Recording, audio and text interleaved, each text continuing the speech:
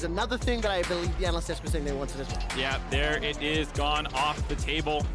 Getting rid of the Graves. The Ornn, surprisingly, against ADD, they did play that a fair amount. It's most played this year by a mile. Significant, more than double. 14 games of Ornn, 7 games of Gnar. Yeah, so understandable that they want to get that one off the table. The maokai priority continues to rise. Aatrox's priority has risen to ban status, at least in this game. You know what I love? Do you know what I love? In the previous game, the maokai was not the difference maker for Wildcats against RNG. Reddit armchair analysts in shambles. We get to see it again this time around. Hey, it ain't so. Quick shot against DRX. The Garen hover by Kingen right after that. the previous Garen game. Last second swap to Sejuani, giving a shout out there to the boys. Not gonna go for it though. A lot of respect. Cowards. I do want to mention just again that Isurus Gaming, the way in which they lost their Teemo game earlier to RNG is heartbreaking. This is the second game of the day for them, and it's against DRX. You could not have had a more difficult day for any team in play-ins than what Isurus is having right now. And yes, they do have a hometown crowd in front of them, but one could argue that adds even more pressure to have those players in their home city. Yeah, they were showing family before. Seiya's family, for example, was on broadcast yesterday a little bit. The team all over themselves from Grell. DRX obviously taking the game very seriously still. They want to find these wins. We were talking a lot about Group B stakes, all the situations that can break out, so they are sticking with tried and true right now. MF, one of the strongest. AD carries Sejuani as well. Aphelios coming in. Love to see it. What do you think about it into the MF thus far? Seiya, if he locks in the Azir, I mean, this is now fairly clear in my eyes. Don't lose early, which means you cannot concede the early deaths you did against RNG. And there is a lot of scaling on this side already. Yeah, they're kind of flipping the script completely. Last time they tried a bunch of cheesy solo lane picks and trying to flip the game early. Did not work out in their favor. Here they're going the other way, taking some of the most stable, strongest scaling matchups that they can. No surprise to see. Oh, actually, that is a surprise. It's a Yone coming in. Okay, so Yone secured here. I'm taking a quick look through history. As far as I can see on Zeka, no games played this year. Taking a look at the top lane as well. Yeah, I actually cannot see Yone for anyone in DRX this year. No, but I assume it's a Zeka champion just because a lot of people talk about how strong he is on melee champions. We saw his Akali, absolutely disgusting.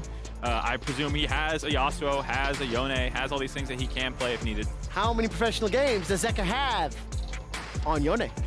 On Yone? 1. Do you think he won it? No. My word, what an analyst, Mark. I like how you're shaking your head and holding fingers up. Don't spoil the magic. That's what I do. If I was a magician, I'd be the guy revealing all the tricks on YouTube. The Penn and Teller. Selfishly. Penn and Teller's bullshit. Here we go. Presented by Mark Zimmerman, breaking it down. Look, the only reason I love to look historically, not only is there no games played this year, the only games Zeka played, he did lose. This is not the expectation of, like, I'm not trying to be facetious in terms of this. It's just a fun fact to look back at. What I am nervous about is Yone is one of those champions that is an accelerator. MF is very, very good in the early stages of the game as well. So for a team like Isurus that needs time, that wants to not get bullied, beaten up, and like chased, the composition DRX will bring together can get in their face. It absolutely can, especially combined with the Sejuani. Assuming that they find another, they will probably save counter pick for top lane, but I presume it's probably going to be a melee matchup given that you already have Sejuani. And so you're going to have these double melee solo lanes for them to use, stack up those Sejuani stacks, get a lot of chain ganks and skirmishes around the top side. And Yone himself, a strong matchup into the Azir. Once you get a couple levels, you can just kind of pop your W, dash at him, trade the autos, pop back, and usually come out ahead. And again, the two bans here in phase 2 with amumu and TK, two of the sort of primary, sort of arguably best supports with Aphelios, two champions that will buy you time, will give you the ability to disengage and back away. Reposition you if box, you did. Flay, exactly. All of the tools that Isurus would have needed to get to that 2-3 item mark.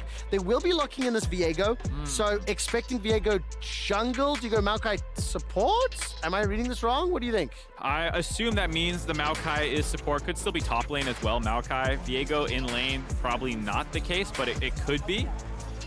We have seen maokai top once this tournament, I believe, so far already. I think we saw one support, one whole bunch of jungles. But, you know, I think that this is a little surprising to see the Viego in this situation just because I feel like Viego is at his best in kind of messy game states where you're trying to come flying in. There's a lot of kills, a lot of souls to steal, and that is not really in line with the Isurus draft so far. And that was kind of actually my biggest complaint previously about their other draft. While it was very crazy with the Scion mid and stuff, it just felt like there was not something for the Scion mid to explicitly do, because Teemo often wants to be isolated in the lane, building this kind of minefield around him. Sometimes the Isurus drafts leave me wondering exactly what angle they're trying to take. Now, talk about the DRX draft. They've rounded it out with that Sylas to finish the composition. A lot of fantastic ultimates to steal for Kingen up in that top lane. But again, it's champions that go forward, the champions that can absolutely take over before Azir and Aphelios will get a chance. Yeah, and I mean, the thing about Sylas too is he's, like we said, kind of a scaling champion, and his biggest weakness, and the reason that oftentimes people wait to kind of pick it, not all the case as its priority has risen in this tournament, but historically you would often wait to see what you're playing into because his lane phase can be a little weak. You can get bullied a little bit. Maokai, probably not the strongest lane phase still, even with the changes that came in, and so I think this is a matchup where Kingen's very happy to take the Sylas up there, scale, go even, and then you have a ton of amazing ultimates to take. Sylas top, haven't seen it yet this tournament. He's potentially going to be one of the champions for the most flexed. Right now, I think it's maokai with 3. We'll have to find out. I've actually just asked about the maokai positions and their win-loss. I'll give you an update on that as soon as I get it. Top jungle support, we know that. 80% win rate across all of them. I'll clarify the exact numbers in just a little bit, just for my own gratification. But I do want to check in now. Do you prefer one of the particular drafts to the other? I do feel like Isurus' comp can do well, but I'm anxious about whether or not they'll have the control to fend off Sylas, Yone, Sej, and amumu, jumping in their faces. It's very difficult. They do have some peel options. We talked about the counter engage available from the Maokai. We have the shuffle for Azir. You can try and push all this melee dive off you, but they will have to weather the storm early on. The mid lane matchup, the Sejuani, even top, probably going to be able to scrap quite well against the Maokai. It'll be a tough order for Isurus to pick up their wins. I believe the scores are backwards in the scoreboard right now. I am extremely confident that is the case. I've been following this tournament a little bit, Trevor. I have too. I was following MSI too, but I forgot the red carrot top there. That's true. This one, however, can't guarantee my mind, even if I have to work in the event. I am confident in. I love the way, by the way, that BeryL is just waiting in the river. Also, I'll just have one very brief aside. It's not on tone, so do forgive me. But every time I hear BeryL, I just think of an old British grandmother drinking tea. The name, the word, it just makes me think of I think of Genshin Impact. Okay, I don't know that game, so we'll have to slide on because BeryL, Pyosik, and Deft are stepping forward. Won't be able to find any of the CC. Then we'll find on the second bandage toss, but this is enough to push Grell away from red buff. Jelly comes forward. It is still secured by Pyosik, and he gets the flash from Grell. Grell is now caught in place. A third bandage toss is thrown. 150, 10, first blood to Grandma BeryL, and DRX walk away. BeryL is bloodthirsty in the jungle. He missed his first bandage toss. I see what Grell, wanting to go back in, try and get that smite, but committing his flash fort into Sejuani and amumu is a death sentence. And as soon as he does not get the level 2 from it, his bot lane was collapsing, but was still not close enough to really do anything about it. Just gets chased down, dies, loses red buff, doesn't have any experience yet completed. Going up to the top side to start his clear. This is not the start his team needed. If there is one thing I will take away from it, during the draft, if I recall correctly, Mark, you said Viego, you kind of like Viego and games are going to be a bit scrappier, a bit more chaotic. We started off exactly that way. Can Grell turn it around? We'll have to find out. Yeah, I don't think dying level 1 is... That was not the intention. Yeah, here I was a little surprised to see BeryL just throw that bandage toss out immediately. I thought he was going to maybe take a second to line it up as we see some skirmishing on the picture-in-picture. Here, he lands the second one just to be like, look, I can land this. And the next one as well, I believe. Yeah, this flash forward, though, is just such a strange commitment to me because even if you get that, you're still 2v1 here, stacking them up. There's that third bandage toss coming through, like you said. Grell just, I don't know, having a tough go of things today. Definitely not going to heaven at the start of this game. Pyosik has got that flash available to him. Gavotto and Jelly going to step out. They're not in lane either. I will give you those maokai numbers just because I want to, but of the 10 games that we've seen him, 1-0 in the top lane, 1-0 in support, 6-2 when it comes to jungle. So an undefeated maokai top record. Seiya will get a good amount of damage. Zeka in that mid lane. Jelly hanging about in the bottom. The crowd is electric. They are very, very excitable. Obviously, for the hometown players, Grell will find the route, the engage, headbutt, pulverized, down to 150. Zeka's burning, but I don't think he'll die. Grell takes a couple turret shots, so swing and a miss from Isurus. Yeah, I like the idea there, getting the stun on him, but I think Grell needs to commit a little bit more damage. Otherwise, it was just a low-level Azir poking away. Obviously, Alistar's not bringing quite enough damage, and so Zeka's able to get out of there just fine. Staying around now, actually, to catch this big wave that's coming into him. Yeah, right now, DRX 500 up, BeryL's roaming as well. Deft has just finished the recall, and Jelly will just go for that headbutt to get BeryL away. Turn our attention to the top lane. Chains land onto ADD.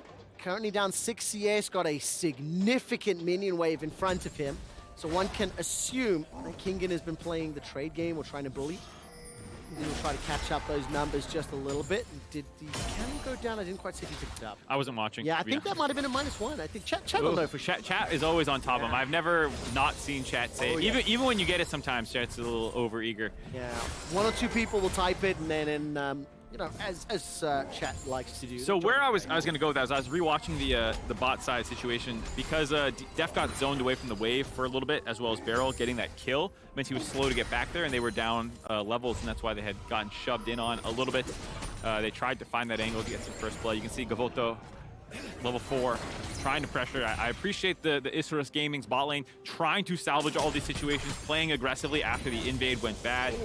Oh, that's this a might be too aggressive. Pyosik's right here, Pyosik's right here. Bandage toss will find the target. Defensive flash away from Gavotto. Cleanse is available to him and just used. Here comes Grell. A 2-man knocker from the pulverize will not be enough to save Gavotto's life. And Jelly down to 200, 100. Below that, and Deft secures the kill.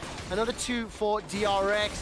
The timing on that Hex Flash could not have been more unlucky. Yeah, just no vision to know that Pyosik was coming into the river right then. They find that kill. Obviously, Deft popping off now, 1-0-1. BeryL, 2-0-1, getting all those kills on the amumu in this game. Very quickly going south for Isurus yet again. This is where I do get frustrated a touch. With the champions that Isurus have put together, with that small advantage they had over Deft momentarily, did they need to go for that Hex Flash engage on the bottom? Could they have pushed that way forward? You know, you have a composition that wants time and items and levels. You're also behind in kills. They will be able to secure a dragon. This is good. This is cheeky. But the point I want to get at is, I understand you are playing for your tournament life. I understand you want to win it, earn it on your merits. But patience is a skill that could have been rewarded in that bottom fight. It's definitely a situation where Isurus' mentality of aggression not necessarily matching their draft, as you see a nice poke back there, but Zeka getting the reset, going all the way back. It just feels like they want to play this really aggressive, fast-paced game, but have drafted a fair amount of scaling and stability for more of a front-to-back team fight setting, and that is being betrayed a little bit by how they're choosing to approach this game. And I mean, this is one of those moments again where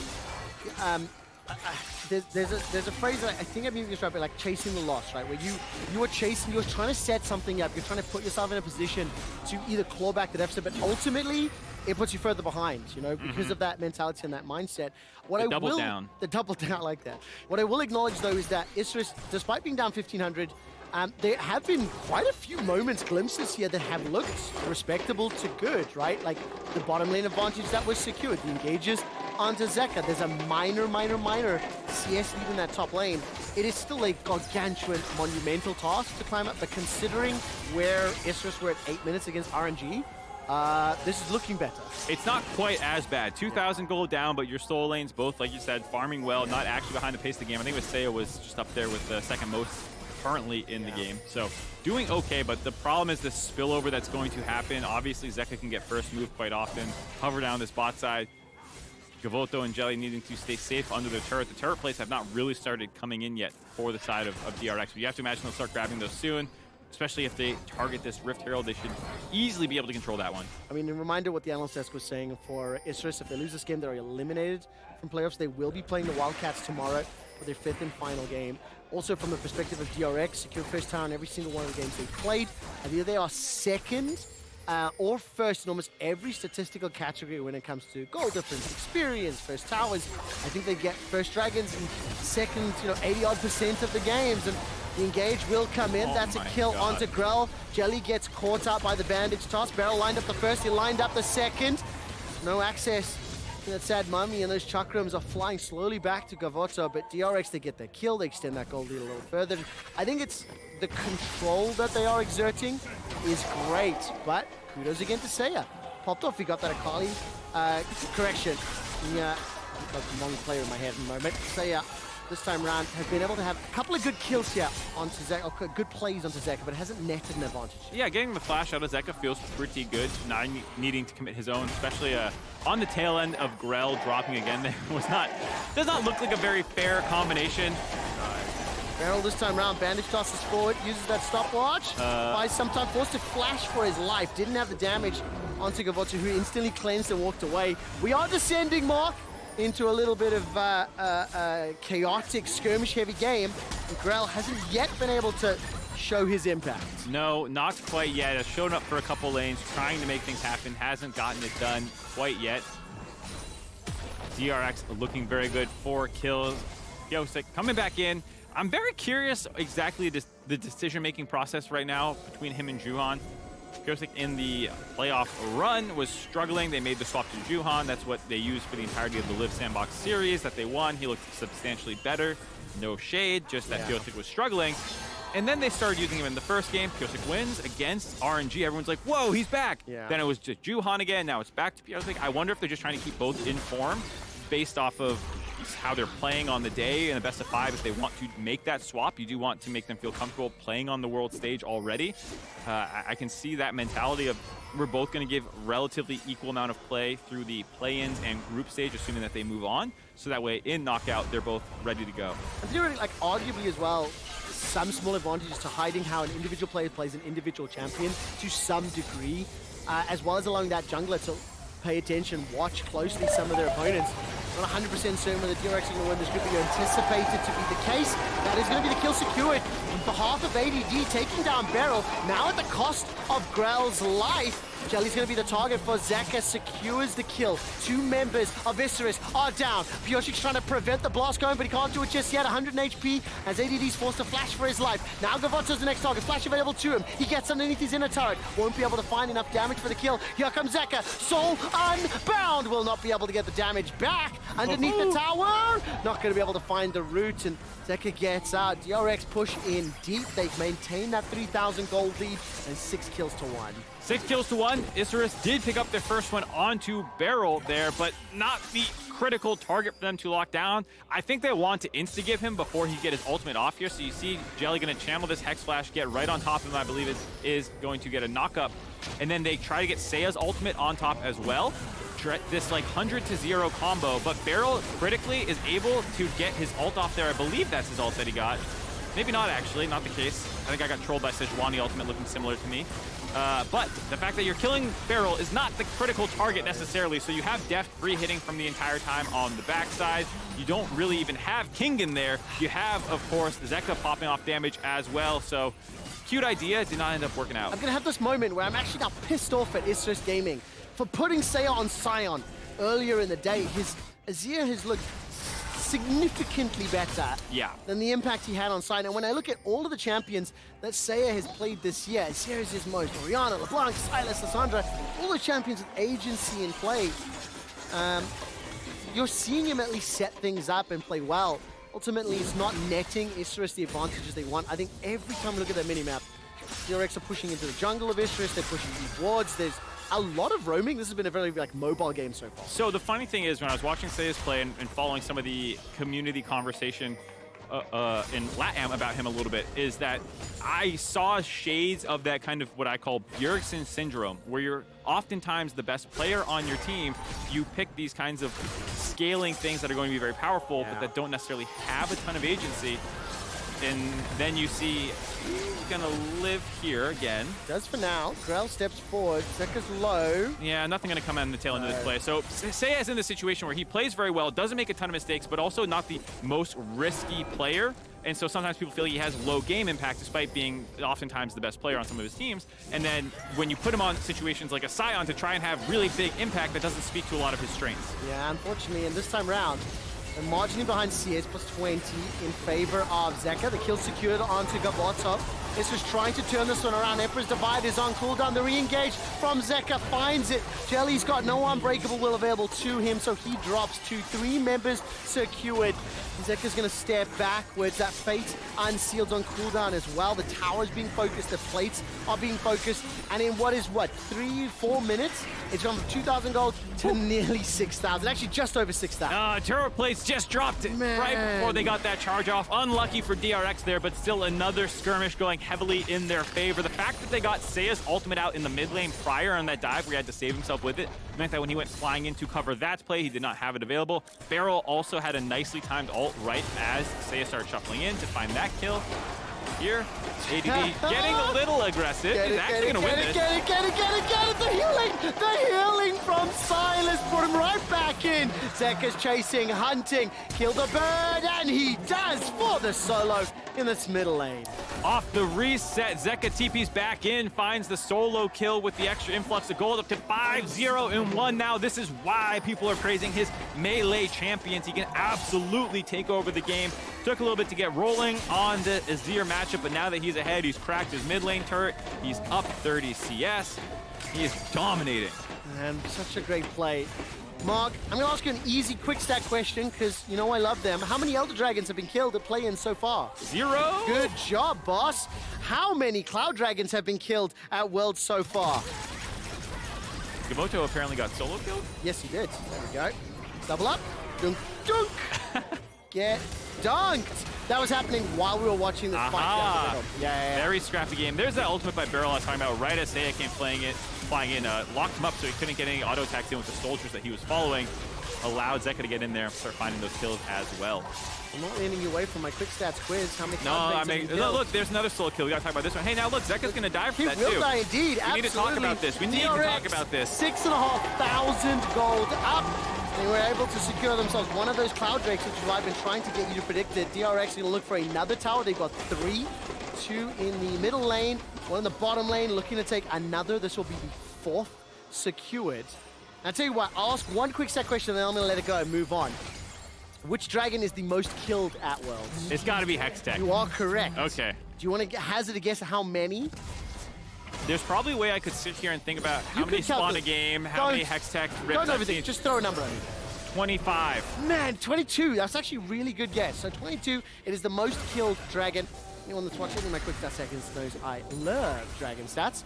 Completely irrelevant, not very useful, but hey, it is a lot of fun. Isurus Gaming are not having any fun right now. They killed Zeka. That might have been a little bit of fun. To 2. And as it stands, look at that gold graph. ADD, the only member doing well, 130 CS. He's got 2 of the kills secured. Part of the reason why.